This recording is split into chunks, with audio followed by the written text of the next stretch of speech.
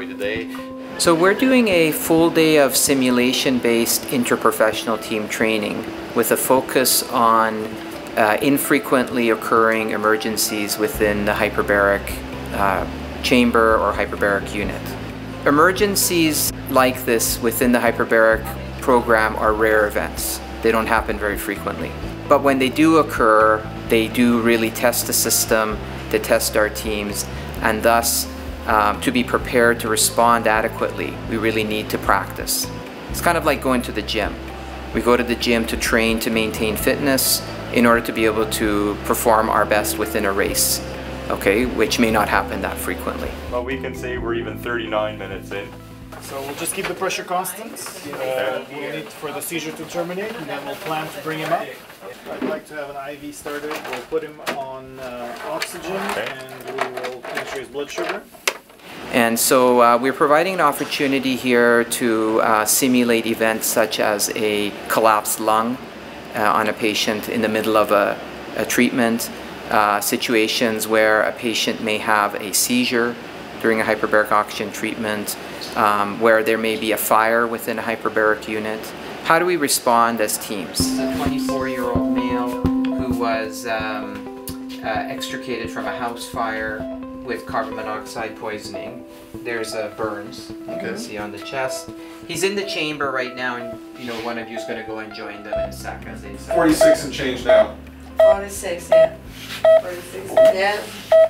The attendant are okay? Just a few minutes, I will install the valve, and after we can abort the treatment. Alright, you let me know when and I'll start depressurizing. Okay, thank you. So the valve is in, so now you can abort the treatment. What do you have? Or we can take a new one if there's... I didn't know when to put the chest tube in. Like, did I put the chest tube in the chamber or outside? So we're going to be creating a simulated environment, either actually within the hyperbaric chamber or in clinical spaces that are made to simulate that space. And they'll actually be dealing with an actor or a mannequin that simulates human behavior and physiology and signs and symptoms. And then they have to, in real time, within the real clinical space, using the actual equipment they would normally access, as well as real resources. So those resources may include guidelines that have been developed that are available, phoning a consultant, or each other's knowledge and expertise to provide the best care to that critically ill patient. It's okay, Valerie. Okay. How much we should 5-0. 5-0. Can somebody see your pressure there on the monitor? So, airway pressure? No, blood pressure. 15. Yeah, surface. Okay.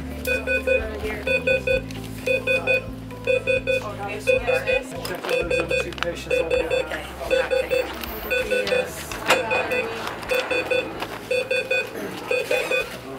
1 milligram per cc. And what we've recognized is that we can't just focus on the physician or the team leader. We really need to focus on training interprofessional teams of nurses, physicians, chamber operators, who all understand the team response and can all work together to achieve the desired goals during a crisis situation. Okay, listen to our chest first. Could look to see what medication you have in the chamber. Do we have any medication? Where's my button? Can the chamber possibly treat them for decompression sickness? Patient's got okay. Okay. Can we We're start CPR, please?